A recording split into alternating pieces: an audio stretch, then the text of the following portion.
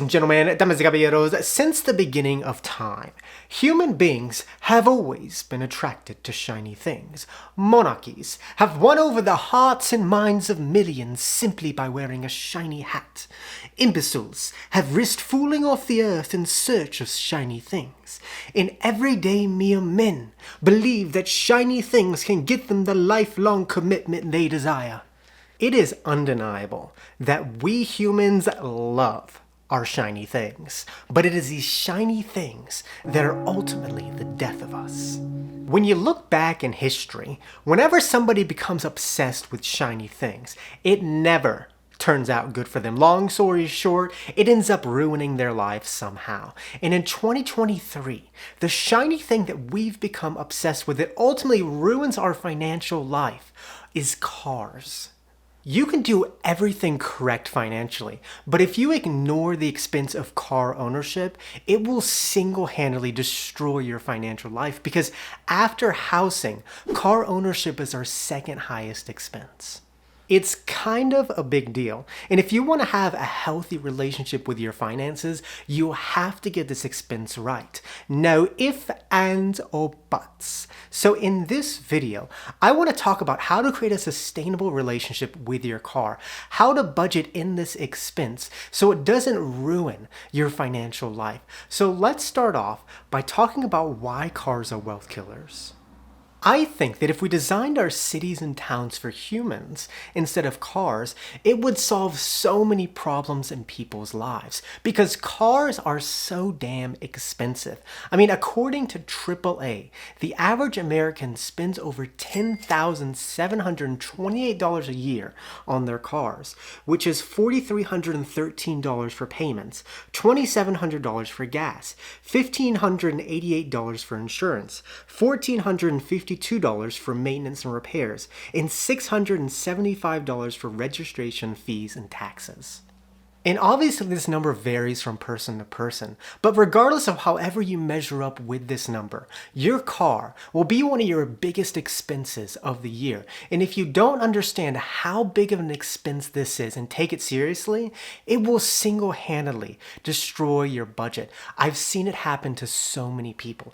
Cars are wealth killers. We spend so much money on them each year. In order to create a healthy relationship with your finances, you need to understand that. And creating this healthy relationship starts with making sure your life doesn't revolve around your car. More than any other possession, we view cars as status symbols to impress other people and express who we are. We often view our cars as an extension of who we are. For example, if you're an adventurer, you own a Jeep. If you're classy, you own a Tesla. If you're a macho man, you own a truck.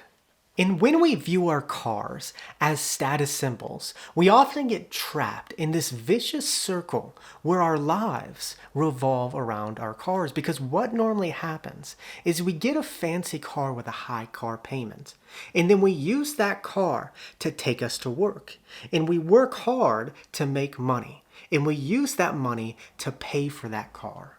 Most people get these expensive car payments and the only thing they're doing with their cars is driving it to work so they can make money to afford to pay off the expensive car that's taking them to work. It's almost comical. And when we view our cars as status symbols, our lives end up revolving around the cars because we put ourselves in a tough financial spot.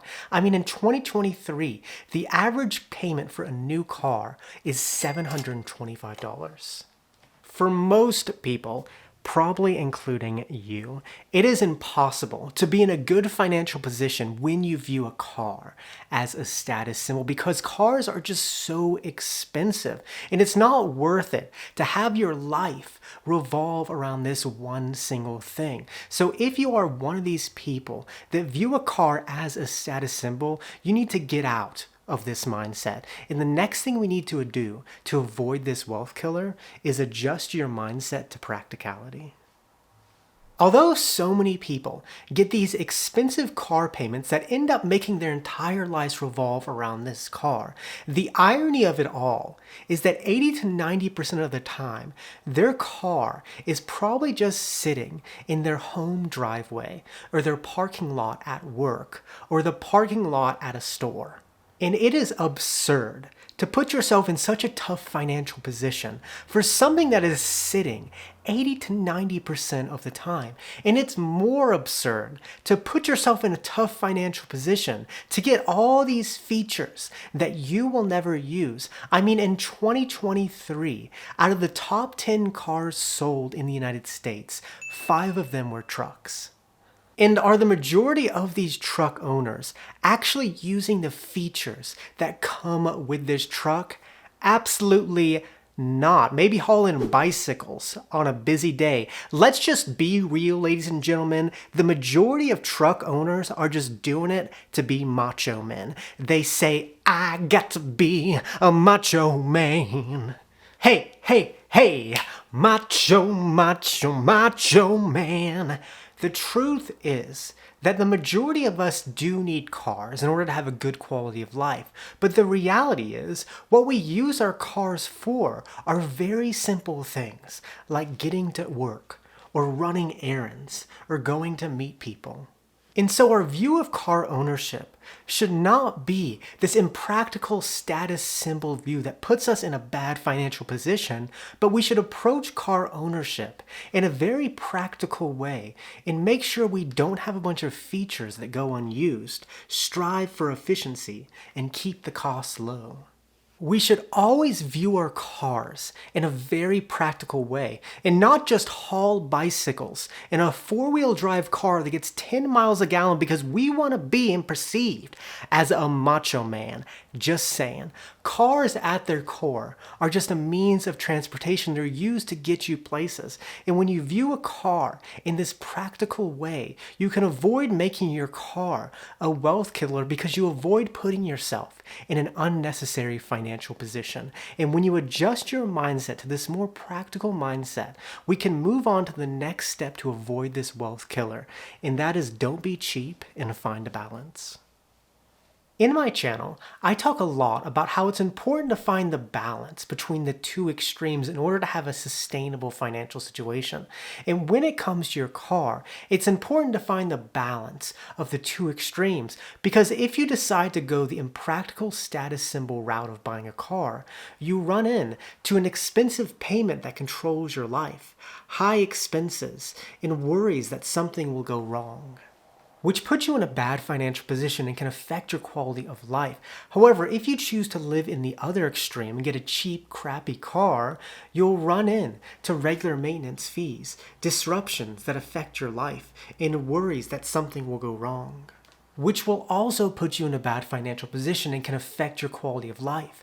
Getting a cheap, crappy car can be just as bad as getting an expensive, luxurious car. You can't live in either of these extremes. In order to create a sustainable financial life with your car, you have to find the balance between the two extremes. And the balance is finding something affordable, reliable, and efficient.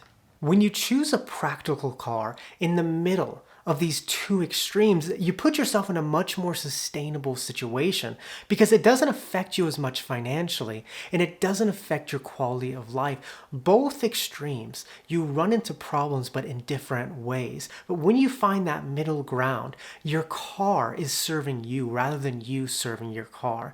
And once you find that practical car, the next thing we need to do to avoid this wealth killer is cover your bases. The thing that sucks about owning a car is there's so many unexpected things that can go wrong, like getting in a wreck or breaking down on the highway. And these can easily add up to thousands of dollars of expenses throughout the year. And although we can't avoid these unexpected things from happening, we can cover our bases to make sure that this wealth killer doesn't harm us too much financially. And that starts with choosing the correct insurance. Insurance is sort of like an evil necessity, where we spend so much money on something that we might not even use, but we have to have it just in case there's an emergency. And it's important to take the time to make sure that you're choosing the right insurance that covers your own situation, and make sure that you're not underinsuring yourself or over-insuring yourself. And the other thing we need to do is consider getting roadside assistance. You never know when you're going to break down, and when you do, getting a tow could cost you hundreds of dollars. However, if you choose to get roadside assistance through your insurance or AAA, you can have the peace of mind that if you break down, you don't have to worry too much financially. And although these services cost extra money and we may never even use them, it's important to have them because they can prevent a bad situation from becoming a wealth killer. It's important to cover your bases and make sure that nothing catastrophic can happen. And the final thing that we need to do to avoid this wealth killer is obsess over prevention. There's a saying that goes, an ounce of prevention is worth a pound of cure. And this could not be more true when it comes to car ownership, because I think that there are two main ways cars can kill your wealth.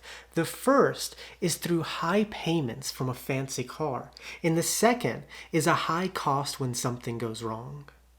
And you can simply avoid high car payments by getting a practical, affordable car. And you can avoid the cost of something going wrong by obsessing over prevention.